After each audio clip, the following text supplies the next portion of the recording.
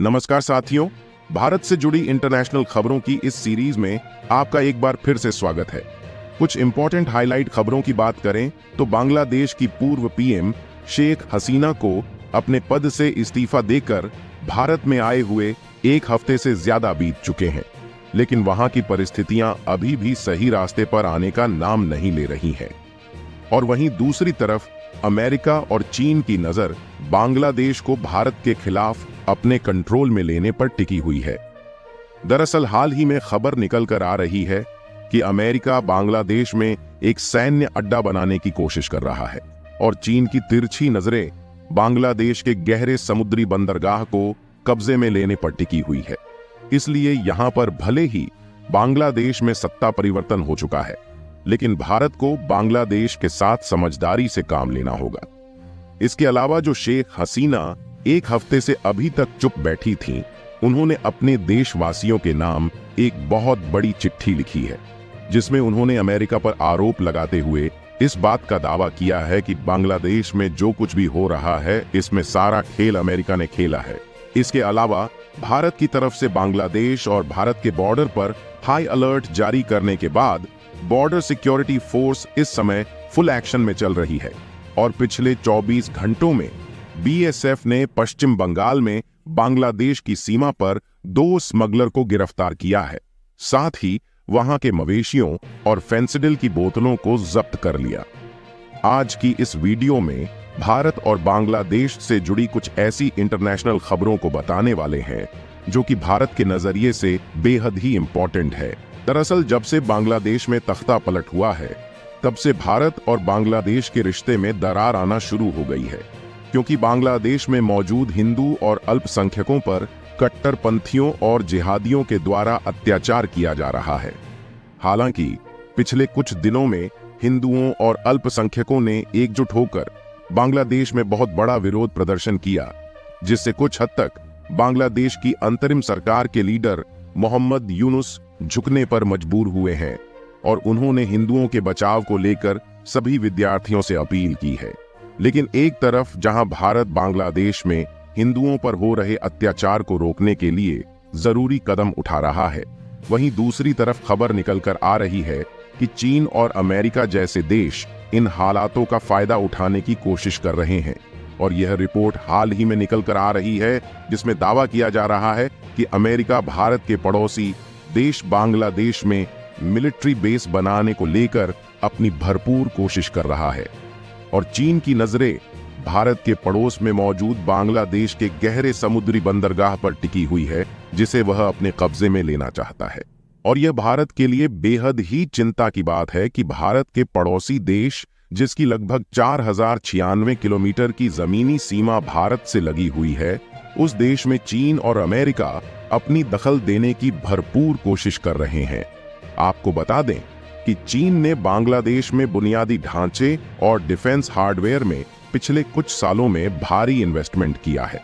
जिसके कारण चीन न सिर्फ बांग्लादेश के बंदरगाह को अपने कंट्रोल में लेने की कोशिश कर रहा है, बल्कि बांग्लादेश के साथ भारत के व्यापारिक रिश्ते को तोड़कर खुद के साथ शिफ्ट करने की होड़ में पिछले कई सालों से जुटा हुआ है।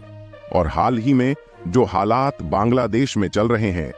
चीन इसकी मजबूरी का फायदा उठाने की कोई भी कसर नहीं छोड़ रहा है। इसका अंदाजा आप इसी से लगा सकते हैं कि जो शेख हसीना अभी तक भारत में चुप बैठी थी, उन्होंने अमेरिका के द्वारा सैन्य बेस को बनाने की जो कोशिश हो रही है, उसको लेकर खुद बहुत बड़ा बयान दिया है। उन्होंने कहा कि अगर मैंने सेंट मार्टिन आइलैंड और बंगाल की खाड़ी का कंट्रोल अमेरिका को दे दिया होता, तो हो सकता है कि मैं सत्ता में बनी रहती।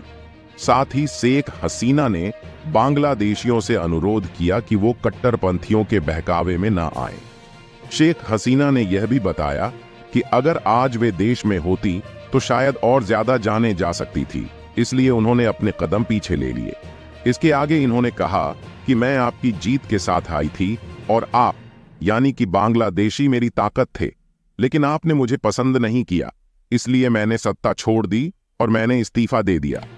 इन्होंने आगे कहा कि मेरा स्टाफ जो बांग्लादेश है, वो हिम्मत ना हारे और मैं उनके साथ खड़ी हुई हूं। आपने ही इस देश को बनाया है और आप निराश मत होइए, मैं जल्द ही वापस लौटूंगी। हार मेरी है लेकिन जीत बांग्लादेश के लोगों की है, जिनके लिए मेरे पिता और मेरे परिवार ने अपनी जान दे दी। मुझे खबर मिली है कि कई नेता पहले ही कार्यकर्ताओं की हत्या कर चुके हैं और उनके घरों में तोड़फोड़ कर आग लगा चुके हैं।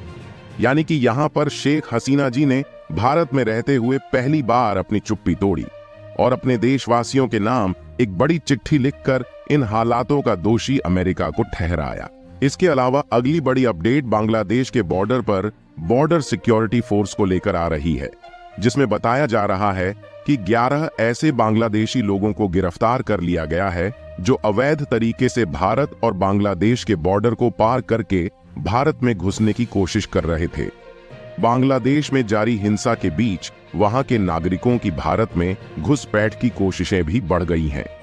बीएसएफ ने बताया कि उन्होंने बॉर्डर पार करके भारत में घुसने की कोशिश करते हुए 11 बांग्लादेशी नागरिकों को गिरफ्तार किया है। इन्हें बंगाल, मेघालय और त्रिपुरा की सीमा से गिरफ्तार किया गया है और भारत की तरफ से सुरक्षा बढ़ा दी गई है, जिससे इस बीच बीएसएफ लगातार सभी बॉर्डर्स पर अलर्ट में है। यहां पर बीएसएफ के एक स्पीकर ने बताया कि पकड़े गए लोगों से इंक्वायरी की जा रही है और आगे की कानूनी कार्रवाई के लिए उन्हें स्टेट पुलिस को सौंपने की तैयारी की जा रही है। इसके अलावा यह जो आप तस्वीर देख रहे हैं, यह किसी नदी में नहाने वाले लोगों की भीड़ नहीं है, बल्कि यह तस्वीर आज ही सामने आ रही है।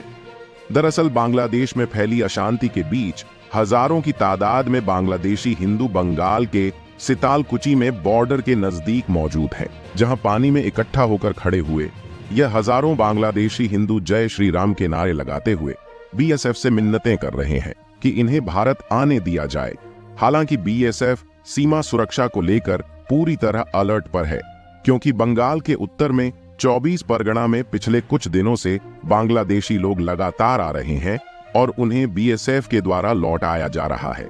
इसके अलावा अगली बड़ी अपडेट भारत के व्यापार को लेकर आ रही है, जिसमें इकोनॉमिक स्पेशलिस्ट के द्वारा यह बताया जा रहा है कि यदि बांग्लादेश की राजनीतिक गड़बड़ी जल्द ही ठीक नहीं होती है तो भारत की अर्थव्यवस्था में काफी ज्यादा उथल-पुथल आ सकती है, क्योंकि अभी तक भारत और बांग्लादेश के बीच फ्री ट्रेड एग्रीमेंट भी नहीं हुआ है और इस साल जियोपॉलिटिक्स में मेजर चेंजेस के चलते भारत के बहुत ही कम प्रोडक्ट बांग्लादेश में एक्सपोर्ट हो रहे हैं।